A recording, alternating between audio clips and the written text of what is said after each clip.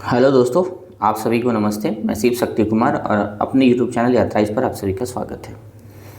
इस वीडियो में हम इकोलॉजी इन्वायरमेंट का एक महत्वपूर्ण टॉपिक को देखेंगे जो आपके यूपीएससी और उत्तर प्रदेश पीसीएस के लिए काफ़ी ज़रूरी है।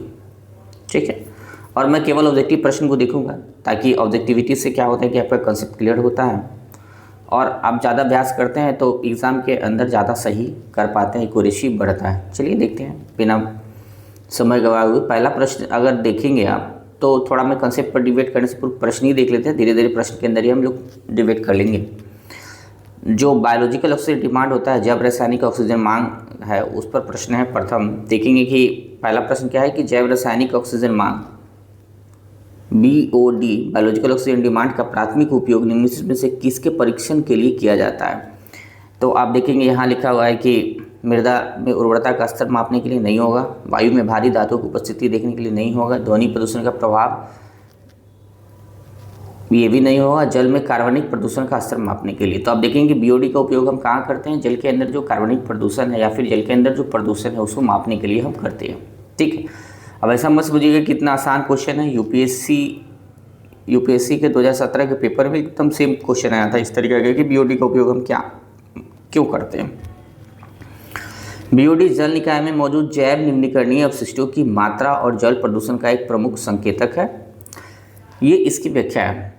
थोड़ा सा बीओडी आपको समझाएंगे, जस्ट थोड़ा सा आप समझ लेंगे। अगर आप लोगों को बहुत ज़्यादा समय नहीं समाप्त हो रहा हो तो आप देखेंगे कि अगर समय नहीं गवा तो हम देखेंगे कि बीओडी क्या है। तो बायोलॉजिकल ऑक्सीजन डिमांड देखेंगे कि अगर कोई जल मतलब वाटर बॉडीज़ है, आप देखेंगे कि ये जल है, ठीक है, वाटर बॉडीज़ है और जलीय जो जीव होते हैं उनको जीवित रहने के लिए ऑक्सीजन की भी आवश्यकता होती है। वो ऑक्सीजन वायुमंडल से नहीं लेकर के कहाँ से लेते हैं, जो जल के अंदर घुलित ऑक्सीजन होता है जिसको डीओ बोलते हैं, डिजोल्व ऑक्सीजन बोलते हैं, जिसको डीओ बोलते हैं, डिजोल्व ऑक्सीजन बोलते हैं, याद रखेंगे। अब होता क्या है कि जब जलीय जो बॉडीज़ है उसके अंदर बहुत सारे अगर पेड़ पौधे प्लैंकटन जिसको बोलते हैं या फिर जलीय जंतु की संख्या ज़्यादा हो जाती है, मतलब जो कार्बनिक तत्व है जो बायोडिग्रेडेबल है उसकी संख्या अगर ज़्यादा हो जाता है पदार्थों का, तो उसका विघटन करने के लिए क्या होता है कि विघटन करने के लिए सूक्ष्मजीव बहुत ज़्यादा सक्रिय हो जाते हैं और जब विघटन की क्रिया करते हैं तो उस दौरान उनको ऑक्सीजन की आवश्यकता होती है और वो भी अपना ऑक्सीजन कहाँ से लेते हैं, तो यही डिजोल्व ऑक्सीजन लेते हैं, जल में जो घुलित ऑक्सीजन होता है उसको लेते हैं। और जब ये उपयोग कर लेते हैं तो अन्य जलीय जीव के लिए क्या होता है कि ऑक्सीजन कम पड़ जाता है। तो यानी कि किसी वाटर बॉडी के अंदर एक समय में जितना भी बायोडिग्रेडेबल पदार्थ होता है मौजूद, उसके विघटन करने के लिए जितना ऑक्सीजन की मांग होता है, यानी ऑक्सीजन की आवश्यकता होगा विघटन के लिए, ऑक्सीकरण के लिए, तो उतना ऑक्सीजन की जो मांग होता है वही बीओडी होता है और हम उसको देख करके पता लगा लेते हैं कि जल कितना प्रदूषित है और कितना प्रदूषित नहीं है। चलिए देखते हैं आगे। अगला जो महत्वपूर्ण क्वेश्चन है, आप देखेंगे कि यहाँ जो क्वेश्चन है ये है कि रासायनिक ऑक्सीजन मांग सीओडी और जैव रासायनिक ऑक्सीजन मांग बीओडी बायोलॉजिकल ऑक्सीजन डिमांड और केमिकल ऑक्सीजन डिमांड, ठीक है, के संबंध में निम्नलिखित में से कौन सा कथन सही है। आप देखेंगे कि यहाँ पहला कथन है कि बीओडी हमेशा सीओडी से अधिक होता है, तो बीओडी हमेशा सीओडी से अधिक नहीं होता है, ये गलत हो गया। बीओडी और सीओडी दोनों एक ही मान को दर्शाते हैं, ये भी गलत हो गया क्योंकि दोनों का मान हमेशा एक हो ही नहीं सकता है। सीओडी केवल अकार्बनिक पदार्थों को मापता है, तो ये भी नहीं है, ठीक है। और लिख रहा है लास्ट में, आप देखेंगे बी ऑप्शन जो सही है कि सीओडी हमेशा बीओडी से अधिक होता है। यहाँ बस थोड़ा सा आप समझ लेंगे फिर आपको समझ में आ जाएगा। जो बीओडी होता है, मैंने एक शब्द बताया कि बीओडी जो होता है वो केवल नॉन बायोडिग्रेडेबल केवल कार्बनिक पदार्थ को लेता है, या फिर कहें कि बायोडिग्रेडेबल जैव निम्नीकरणीय जो पदार्थ होते हैं जिनको सूक्ष्म जीवों के द्वारा जो है समाप्त किया जा सकता है उसको लेता है, ठीक है। ये अपने इसको उसमें हम तब देखते हैं बीओडी में कि जो जैव निम्नीकरणीय पदार्थ है उसको विघटन के लिए कितना ऑक्सीजन की आवश्यकता होगी। लेकिन जब हम सीओडी को देखते हैं, सीओडी जब हम निकालते हैं या फिर सीओडी की परिकल्पना में क्या है कि जैव निम्नीकरणीय तो है, आप देखेंगे कि जैव निम्नीकरणीय पदार्थ है, साथ में गैर जैव निम्नीकरणीय पदार्थ भी है, ठीक है।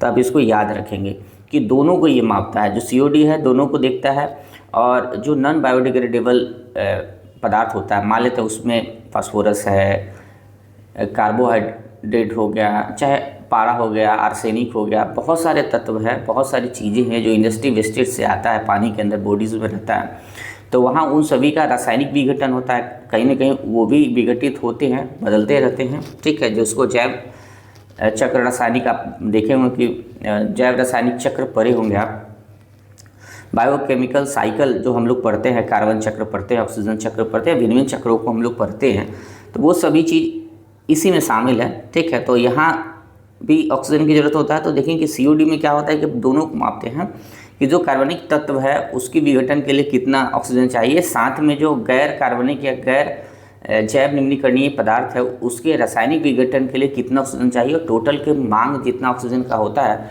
उसको सीओडी बोलते हैं।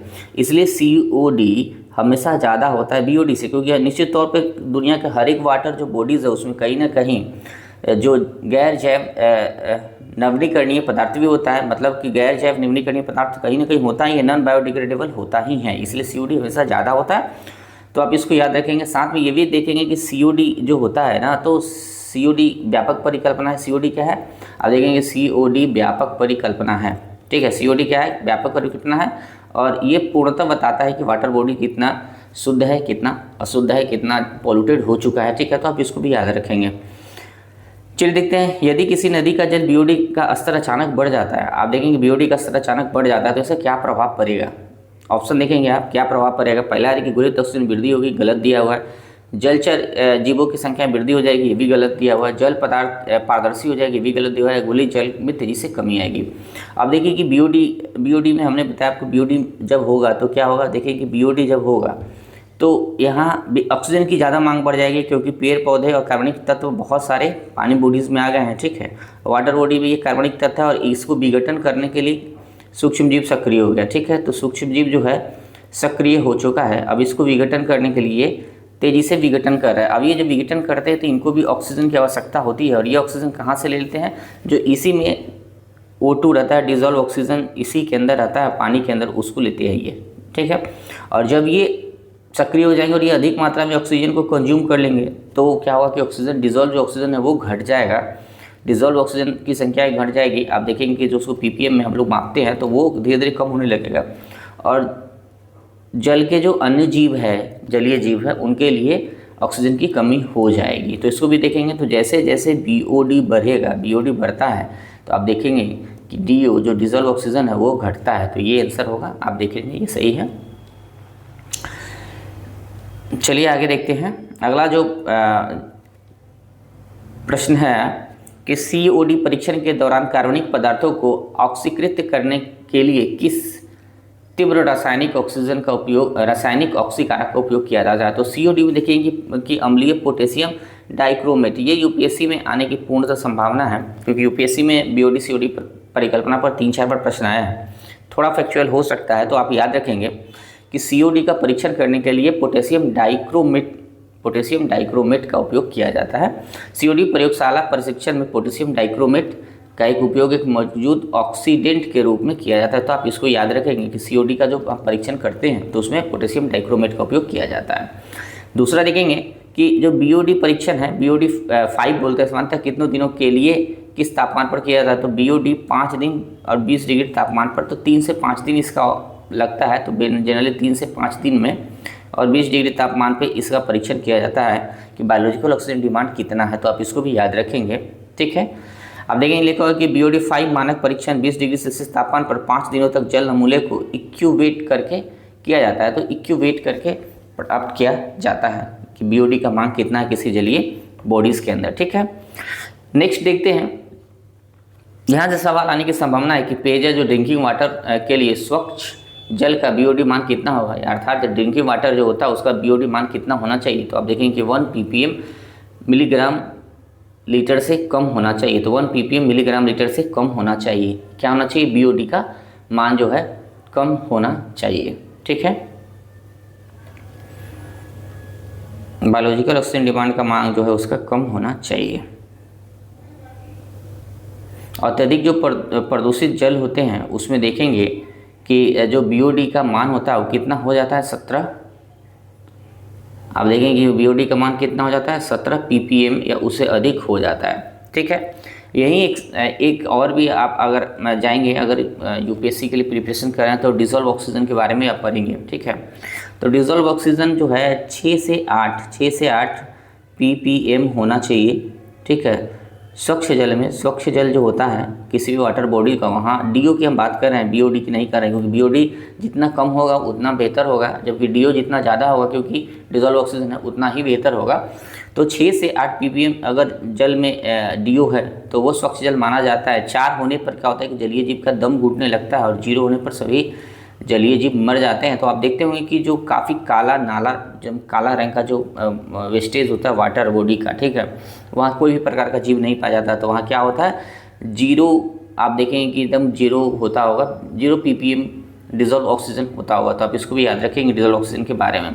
चलिए आगे देखते हैं, निम्न में से कौन सा बीओडी परीक्षण के लिए मुख्य सीमा को दर्शाता है। तो आप देखेंगे कि बीओडी परीक्षण का सबसे बड़ा जो मुख्य सीमा क्या है कि परीक्षण लंबा अवधि का होता है, 20 डिग्री सेल्सियस तापमान की आवश्यकता होती है। लंबा अवधि मतलब 5 दिन, परीक्षण में लंबा समय लगता है, आप इसको याद रखेंगे। बीओडी में लंबा समय लगता है, जबकि सीओडी में 2 से 3 घंटे लगते हैं, तो इसको भी याद रखेंगे। सीओडी का अगर जो परीक्षण है वो त्वरित गति से हो जाता है। चलिए अगला जो देखते हैं, अगला काफ़ी महत्वपूर्ण प्रश्न है कि औद्योगिक अवशिष्ट इंडस्ट्रियल इफ्लुएंट में मुख्यतः सीओडी का मान बीओडी की तुलना में बहुत अधिक होता है, इसका क्या कारण है। तो आप देखेंगे कि औद्योगिक जो इंडस्ट्रियल वेस्टेज होता है उसमें सीओडी का मान जो होता है ज़्यादा होता है बीओडी की तुलना में। इसके कारण क्या है, तो आप देखेंगे कि ए में जो दिया हुआ ऑप्शन ए देखेंगे, क्योंकि उद्योग केवल शुद्ध जल छोड़ते हैं, गलत है। उद्योग तो देखते हैं कि काफ़ी जो है प्रदूषित जल छोड़ा जाता है उद्योगों के द्वारा, ठीक है। बहुत सारे रासायनिक तत्व होते हैं। औद्योगिक जल में बैक्टीरिया अति सक्रिय होते हैं, तो ऐसा भी नहीं है बैक्टीरिया अति सक्रिय नहीं होता है, क्योंकि बहुत सारे उसमें तत्व होते हैं, विषैले तत्व होते हैं। इसमें केवल अकार्बनिक लवण होते हैं, ऐसा भी नहीं है कि केवल अकार्बनिक लवण होते हैं। इसमें विषैले और गैर जैव निम्नीकरणीय रसायन होते हैं। तो मैंने बताया कि उसमें आर्सेनिक, लोहा, पारा और अत्यधिक अन्य जो है विषैला तत्व भी उसमें पाया जाता है। तो आपसे एक सवाल आ सकता है कि जो इंडस्ट्रियल वेस्टेज है उसको मापने के लिए बीओडी और सीओडी में कौन सा ज़्यादा बेहतर है। तो हमेशा जाएंगे सीओडी की तरफ, क्योंकि इंडस्ट्रियल वेस्टेज में बहुत सारे केमिकल होते हैं, बहुत सारे रसायन होते हैं जो वहाँ से निकलते हैं इंडस्ट्री के माध्यम से, ठीक है, वेस्टेज के रूप में। तो उनको बीओडी से तो हम माप नहीं पाएंगे, क्योंकि उसमें कार्बनिक तत्व से ज़्यादा गैर निम्नीकरणीय तत्व होते हैं। तो जो देखें कि वहाँ जो कार्बनिक तत्व है या फिर कहें कि बायोडिग्रेडेबल पदार्थ कम होता है और ज़्यादा नॉन बायोडिग्रेडेबल पदार्थ होता है। तो उसके लिए अब देखेंगे कि नॉन बायोडिग्रेडेबल के लिए देखेंगे सीओडी को मापते हैं, क्योंकि उसमें दोनों शामिल, जबकि बीओडी में केवल बायोडिग्रेडेबल पदार्थ मापते हैं। तो इसलिए इंडस्ट्रियल वेस्टेज के दौरान हमें क्या करना होगा कि इसमें विषैले और गैर जैव नवीकरणीय पदार्थ होता है, इसलिए हमें सीओडी को ज़्यादा प्राथमिकता देने की ज़रूरत होगा। अब देख लेते हैं, कारखाने से कचरे में रसायन और प्लास्टिक घटक होते हैं जिन्हें बैक्टीरिया विघटित नहीं कर सकते, इसलिए सीओडी रसायन के माध्यम से मान बहुत अधिक होता है, मतलब सीओडी का मान अधिक होता है, या फिर वो कहें कि सीओडी के माध्यम से ही हम उसका प्रदूषण का स्तर को जान पाते हैं। चलिए आगे देखते हैं, अगला प्रश्न क्या है, यूट्रोफिकेशन सुपोषण की क्रिया में बीओडी पर क्या प्रभाव पड़ता है। काफ़ी यूट्रोफिकेशन से यूपीएससी 2-3 बार सवाल पूछ सकता है, पूछा हुआ अभी तक, मुख्य परीक्षा में भी आता है। तो यूट्रोफिकेशन से बीओडी में अत्यधिक वृद्धि होती है।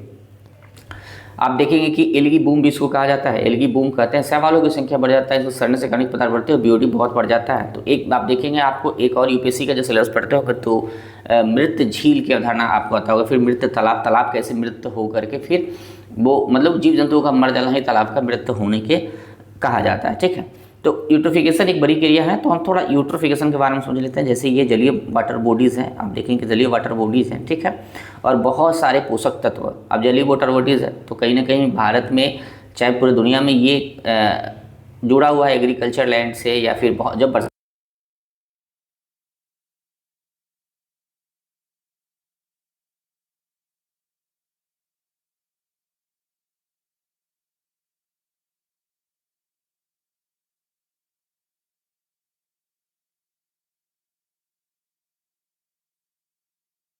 अन्य पोषक जो हम खाते हैं वो